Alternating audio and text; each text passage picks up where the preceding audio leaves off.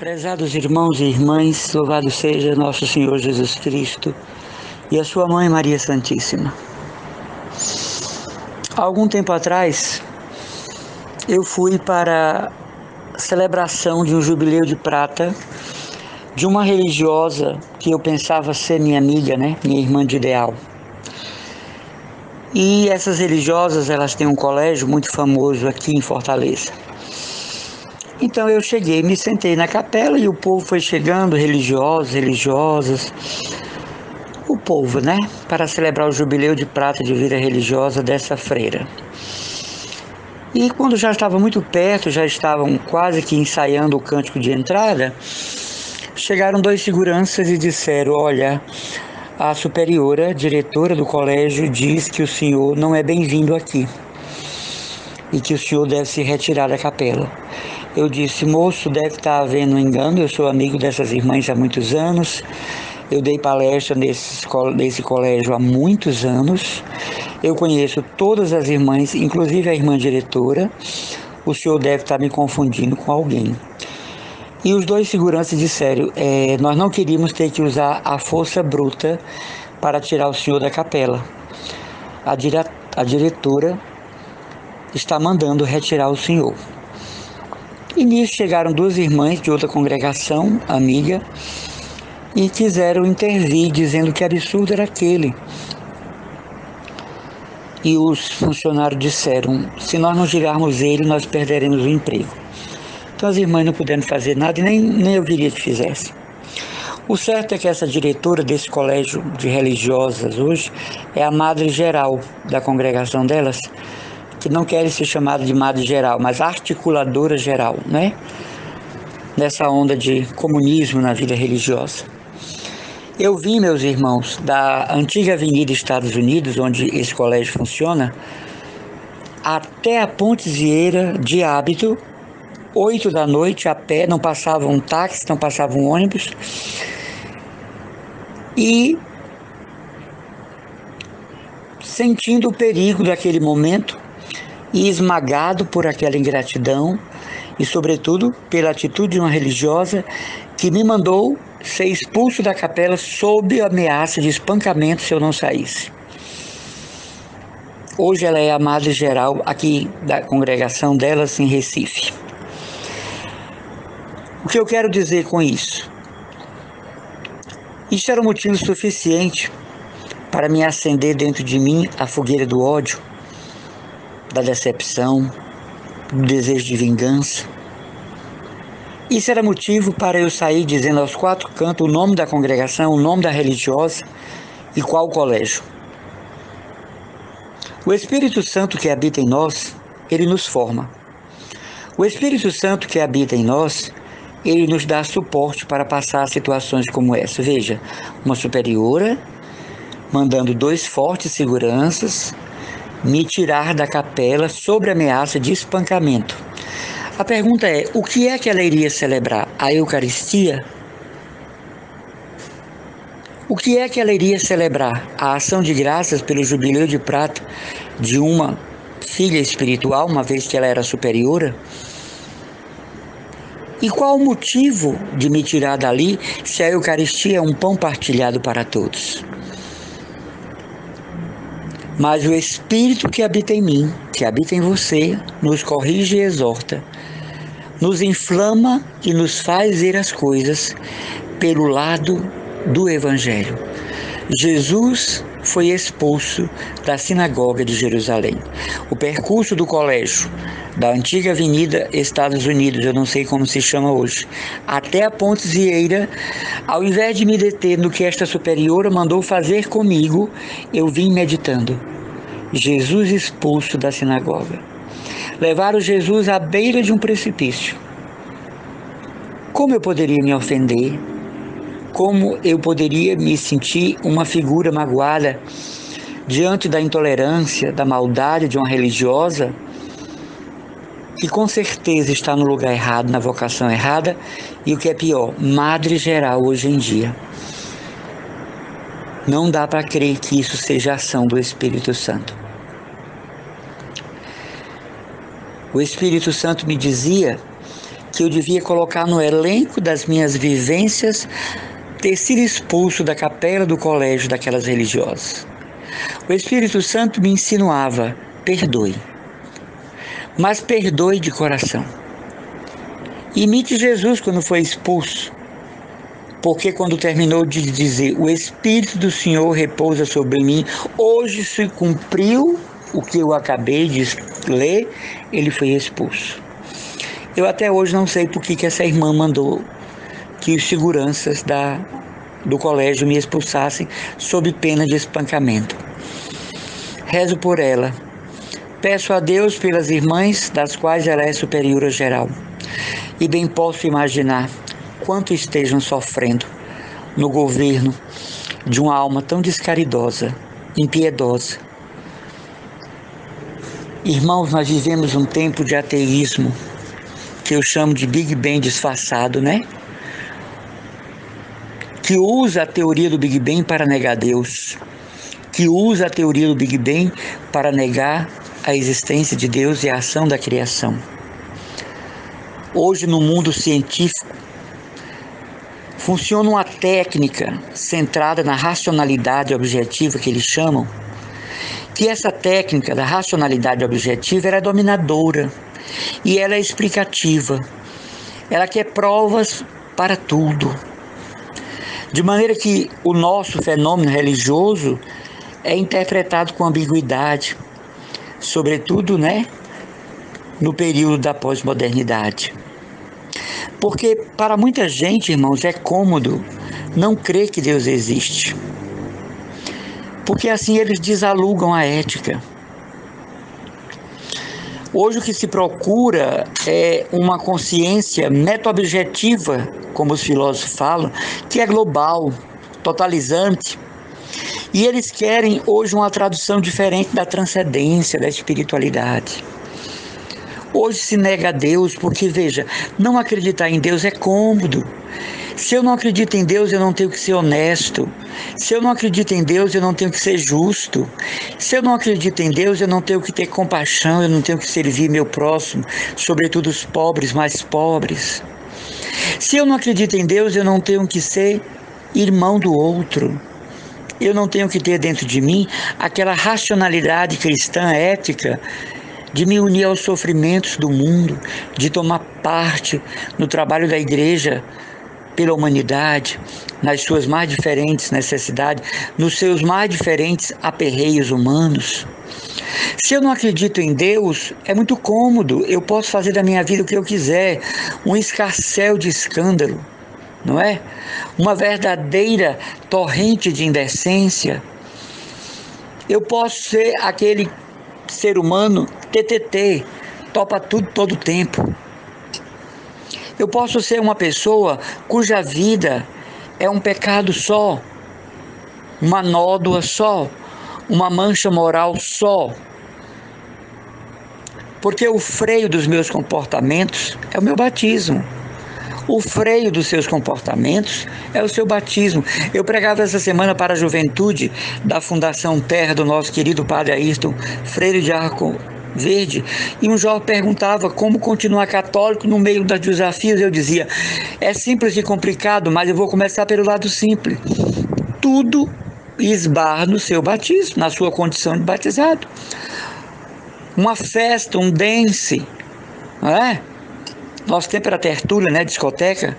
Hoje é um dance. Qual é o limite? O seu batismo. Roupas, adereços. Qual o limite? O seu batismo. Maquiagem, pintura, tatuagem, cabelos. Qual o limite? O seu batismo. A saída com amigos para um camping, para um passeio. Um jovem católico pode ter uma turma de amigos e deve, mas há um limite à sua condição de jovem batizado, cristão, católico, apostólico, romano. Namoros, amizades. Qual o limite? A minha condição de pessoa batizada, melhor dizendo, crismada. Então hoje, para todo mundo, o limite de comportamentos, escolhas e atitudes é a condição de batizar. Se eu honro isso, se eu dou norte a isso, se eu dou valor a isso, se eu dou brilho a isso, se eu dou garantia a isso, eu viverei na santidade. Que não são comportamentos esdrúxulos, estranhos, de fanáticos, que acaba sendo paganizado. A pessoa santa é a pessoa mais normal que existe na sociedade, porém há como que um limite em seus atos, palavras e atitudes. Não é uma questão de eu não posso porque sou católico, é eu não devo porque sou católico. Quando esta ciência filosófica quer negar o sagrado, ela esbarra no testemunho de quem tem experiência de Deus. Quando essa ciência, que já não é mais neutra, ela é totalmente inclinada contra o catolicismo, tenta negar a Deus em seus simpósios, congressos, livros, síntese, doutorado, pós-doutorado, esbarra na fidelidade de quem crê e experimenta o sagrado. Porque o fenômeno religioso, ele vai continuar. A ciência não vai conseguir apagar a chama. Os instrutores do saber mundial, eles sempre vão ter que aceitar o testemunho inequívoco da fé de quem encontrou Deus e por ele se encantou. Eu estou lendo um livro de uma cientista onde ela narra a luta para acreditar em Deus, onde ela narra a verdadeira batalha que ela enfrentou para aceitar Deus. Ela é uma judia, não é? Não é cristã.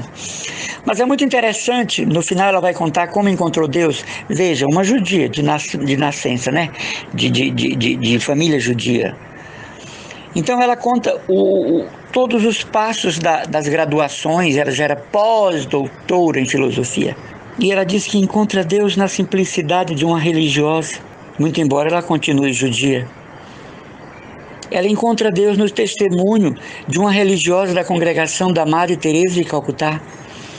Como que uma pessoa pode ser tão despercebida de si mesma e concentrada no outro, que não seja Deus? Que Deus não seja o autor daquela virtude, daquele trabalho diário, cansativo, exaustivo, humilhante até? E ela diz que foi a vida de uma missionária da caridade que ela, estando em estágio científico, a conheceu, que lhe trouxe de volta para Deus. Deus permita que agora comece para ela a trajetória para chegar até Jesus, não é? Então, onde se nega a fé e acontece um episódio desse, de uma religiosa mandar expulsar um consagrado de dentro de uma capela, aqui está o hiato. Aqui está a separação, aqui está o fundo do abismo onde muitos caem. Já não basta os que negam Deus, e ainda aparece uma religiosa que manda seguranças armados tirar um consagrado de dentro de uma capela quando o rapaz disse: não nos faça usar a força bruta, porque para isso ela nos deu ordem. Numa sociedade, sobretudo numa ciência que nega o sagrado, isso é um motivo explosivo para explicar que Deus é uma aventura, uma ilusão e uma mentira. Mas isso não deve nos abalar, mas isso não deve provocar em nós uma rachadura com a igreja. Essa religiosa, ela é uma pequenina chama apagada diante do número crescente de religiosas virtuosas e caridosas. E olha que eu não digo isso para afamar, bajular nenhuma religiosa, porque eu tenho um voto chamado fuga das honras, que me impede de me afeiçoar a pessoas, mas amá-las em Deus, por causa de Deus, para a glória de Deus. Então essa religiosa, que hoje é superiora geral, ela mandou me espancar se eu não saísse. Eu fico pensando que naquele dia aquela comunhão dela foi inválida. Mas eu me preocupo muito mais com os que negam Deus e tem motivo baseado no índice de comportamento de tais pessoas. Meu irmão, minha irmã, não se engane. A sociedade vindoura é a sociedade da morte de Deus. A síntese da sua fala é a morte de Deus e a busca de um transcendental sem nome, de um transcendental sem endereço. Um Deus universal mas sem garantias de que se manifestou na terra, na pessoa do povo hebreu, na pessoa do Filho. Então, comece a guardar as reservas de sua fé. Comece a guardar todo o recurso necessário para quando esses tempos chegarem, a lâmpada da sua fé esteja acesa naquela prática do cristianismo que não cai com atitudes como dessa religiosa, mas que olha para as grandes virtudes como essa filósofa convertida, ou melhor, que volta ao judaísmo, observando cientificamente o procedimento de uma missionária da caridade, filha de Santa Teresa de Calcutá. O seu ambiente de trabalho nega Deus, a sua família nega Deus, os seus amigos no bar, na semana, negam Deus, o seu relacionamento nega Deus, saiba, você é a prova da existência dele. Você é o lustre formoso no qual ele brilha. Você é a estrela de brilho incandescente que prova que ele existe. Eu sou prova de Deus. Eu sou prova da existência do sagrado. Me habita a Trindade Santíssima. Eu sou o sacrário da Trindade também, com Maria. Eu sou alguém que Deus pôs seus olhos sobre mim e eu sou o endereço de Deus na terra. E o ateísmo galopante se perde, porque falta ouvintes, porque falta leitores, porque falta aclamadores, porque falta aplausos cúmplices. Uma vã filosofia que nega Deus para justificar erros morais. Como eu acabei de dizer, é maravilhoso não acreditar em Deus para essas pessoas, porque assim elas poderão ser verdadeiramente cultoras do pecado, instrumentadoras do pecado, não é? Esvaziadores da ética e maquinadores do mal. Fique atento, fique alerta. Quem acredita em Deus tem razões para acreditar no homem, na mulher de hoje. Quem acredita em Deus tem vontade de uma humanidade melhor, sem esse discurso estéril da teologia da libertação que só serviu para tornar Leonardo Boff um milionário. Mas esse novo do Evangelho, essa semeadura do Evangelho, essa vida nova proposta pelo unigênito de Deus, por Jesus, o verdadeiro Messias. Cuidado. Por Jesus, o transcendente, o que configura a humanidade em Deus e que nos instrui a segui-lo como vereda justa e segura ao coração do Pai. Ontem eu falei dos escândalos na igreja. Não são escândalos da igreja, mas na igreja. Porque os seus cultores, os seus provocadores são falsos católicos. São falsos sacerdotes e falsos religiosos. E como eu disse no final, não temos tempo para esse tipo de gente que já vem de modo perdido da casa onde moravam, da comunidade que habitavam, do bairro que moravam. Só estão vomitando o que já está a excrescência interior. Nós só temos tempo para os padres santos e virtuosos comprometidos com o reino. Nós só temos tempo para as religiosas virtuosas e verdadeiras. E não as que estão horrorizando e manchando a igreja com uma vida leviana.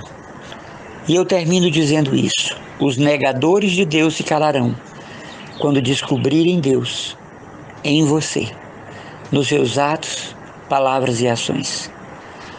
Os ateus, agnósticos, zombadores, provocadores da moral cristã vão desanimar quando perceberem: já não sou eu que vivo, mas é Cristo que vive em mim. Irmãos, a melhor forma de você calar um inimigo seu é sendo santo. A melhor forma que você tem de calar seus inimigos é vivendo uma vida santa. Eles desanimam, porque não encontram em você nada que possa ser o tempero da fofoca pastoral. Você tem inimigo na sua paróquia? Na sua pastoral? Seja santo, eles vão desanimar. Porque a pior coisa para um inimigo é ver que a pessoa que eles perseguem é, na verdade, uma pessoa santa. Um abraço e as orações do amigo e do irmão Emanuel Maria, consagrado da comunidade católica Cristo Dominus.